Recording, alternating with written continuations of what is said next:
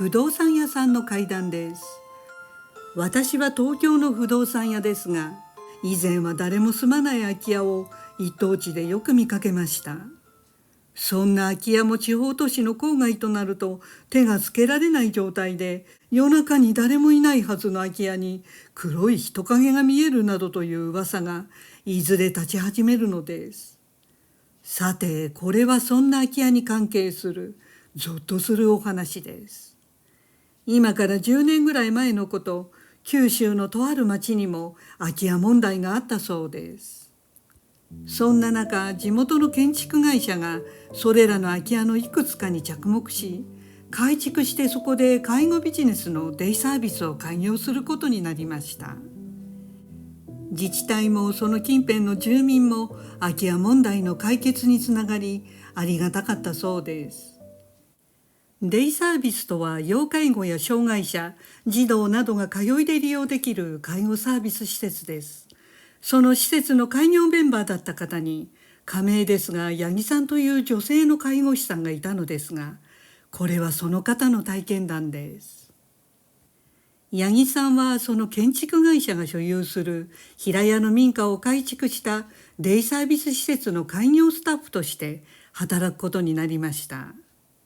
その平屋の民家の周りには他にも手つかずの空き家の民家が3軒あり、なんとなく人が寄りつかない寂れたエリアではありました。さて、開業スタッフは八木さんを入れて計女性3人でボールペン1つから揃え準備したそうです。スタッフの1人はその会社の社長の親類の M さんという人で、それと施設の管理者の O さんと八木さんの3人でした。八木さんは食事担当に決まり、早速施設の台所の準備をしていたそうです。元は平屋の古い民家でしたが、中は改装されていてきれいな台所だったので、特段問題のあるところはありませんでした。でも八木さんは気になることがあったのです。それは台所の匂いだったそうです。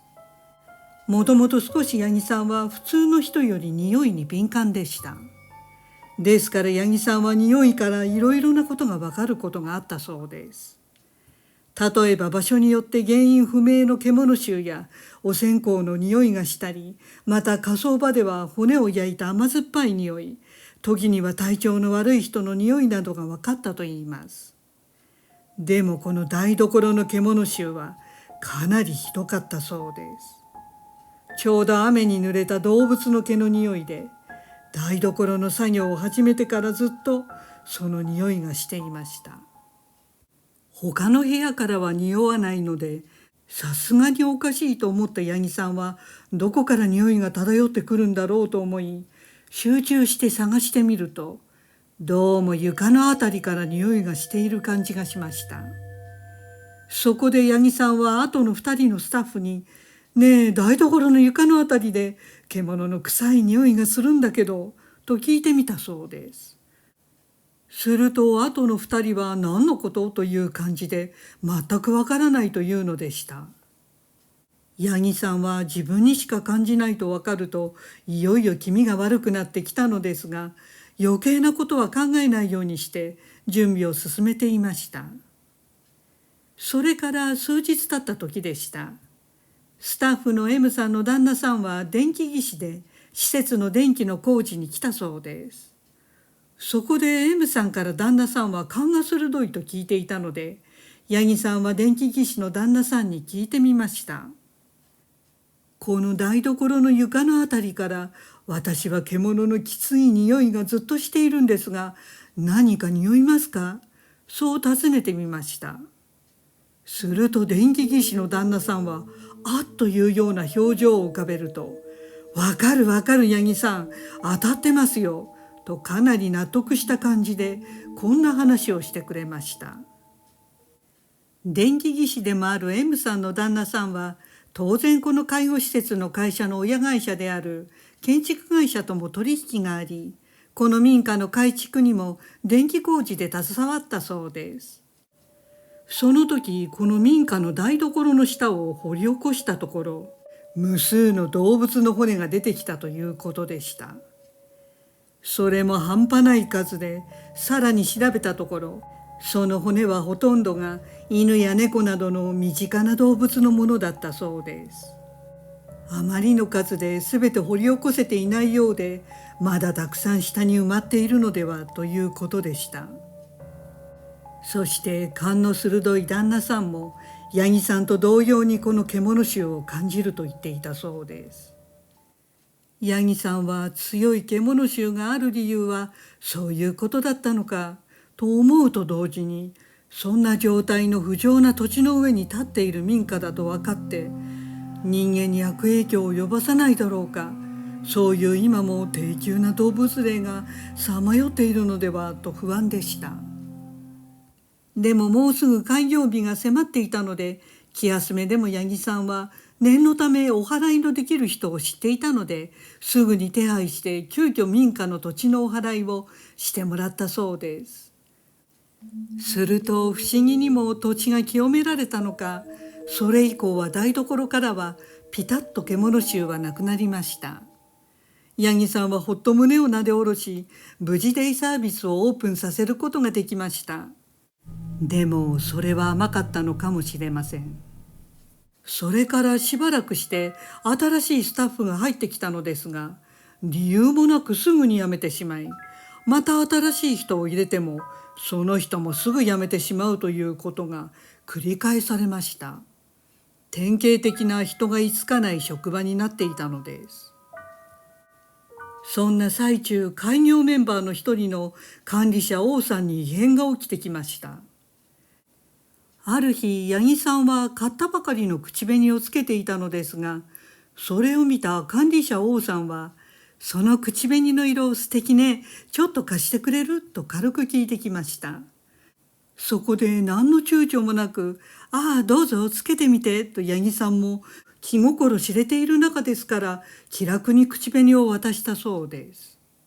すると突然管理者王さんは八木さんの目の前でその口紅をバキッと半分に折って自分の化粧パレットの中に収め、残りの半分になった口紅本体を八木さんに悪気もなく返してきました。八木さんはあまりの非常識にショックすぎて何も言えなくなってしまったそうです。この人こんな人だったっけと唖然としました。ただその後は特に何もおかしなことはなく、八木さんは気にしないようにしていました。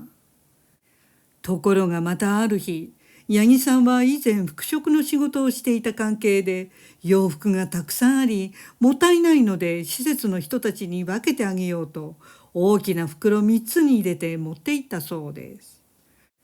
すると管理者王さんは自分がもらうと言って八木さんの手からムンズと袋を3つとも全部持って行ってしまいました。もちろん誰かにあげるつもりで持ってきたので八木さんは文句は言えませんでしたが、その時管理者王さんの様子がおかしいと感じたそうです。